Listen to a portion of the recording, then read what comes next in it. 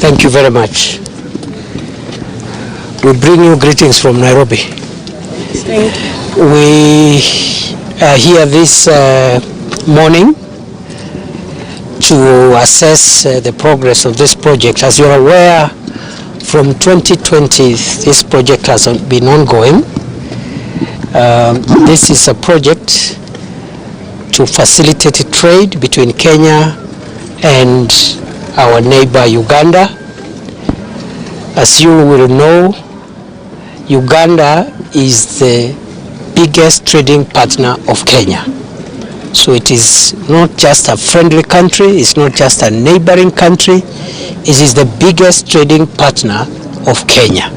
And therefore trade between Kenya and Uganda is extremely crucial for the government and the people of Kenya, because much of our regional trade is generated between the business interactions between ourselves and our brothers and sisters from Uganda. We are aware therefore this project is a joint project between the two countries, and there is what each country needs to do to have the project ready for commissioning. We are aware that the Ugandan side has made some good progress and are almost ready, and therefore we came also to assess on the Kenyan side what has been done and what remains to be done, so that we can prepare for the commissioning of the project by the two heads of state at an appropriate time to be announced, but hopefully very soon. The project has registered some success, of course, other than the terminal buildings and the facilities around here. The project involves improving or expanding the road between Swam and Kitale, and again much of the work has been done. It also includes setting up a market in Kitale town. Those components have also been done significantly, and even the construction works here, much of them has been done, maybe not complete. There is still some works to be done.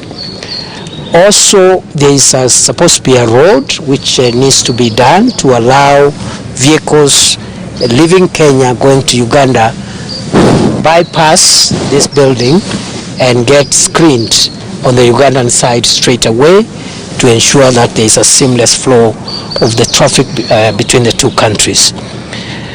There are some outstanding issues which have been raised by stakeholders around here, and when His Excellency the President visited in May last year, some of these issues have been raised, and I'm here to report that we're making progress to make sure that those issues are expedited so that they give way to the commissioning of the project.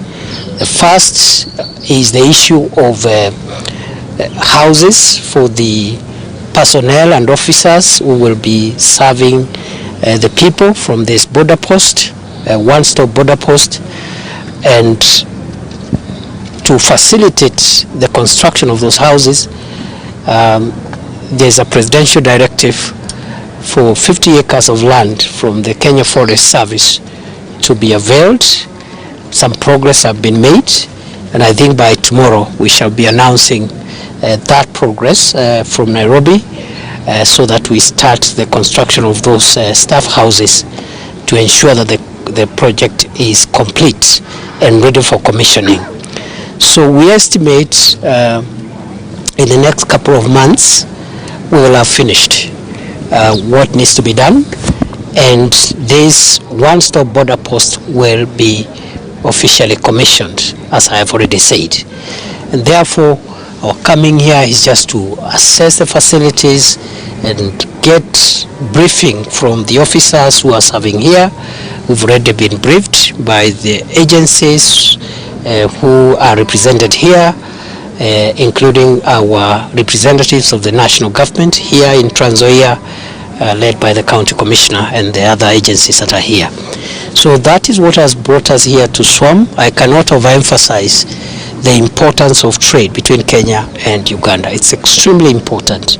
Much of our trade in this region, as I have said, is through our border with Uganda, and I think this is one of the quite busy points of entry, which now we are upgrading from just a point of entry or point of exit to a one-stop border post like Namanga, like Moyale and others, where officers who are facilitating the movement of the traffic of vehicles and people between the two countries, they sit in the same place, so that you don't have a process on one side and then a completely different process on the other side. If somebody is leaving Kenya, they will go straight to the Ugandan side. The Kenyan official who will be stamping their exits will be there, and the Ugandan official who is stamping their arrival will be there, the same desk. The same side, those arriving from Uganda into Kenya, they will find the officers from Uganda and the officers from Kenya seated together. Immigration officers, port health, Bureau of Standards, customs and the KRA and all the other agencies that are represented here. So that is what brought us here. This is a very important facility. Once complete, it will upscale our trading relations between our two countries. It will improve the economy of this area.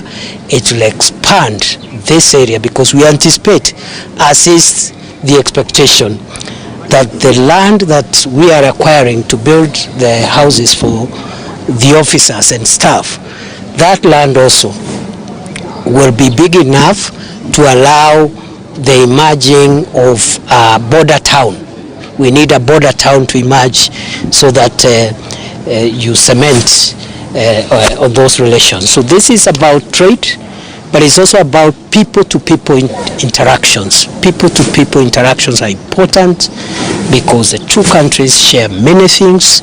There are so many commonalities across the border, linguistic commonalities, cultural commonalities, and just personal and family relationships, which are very important.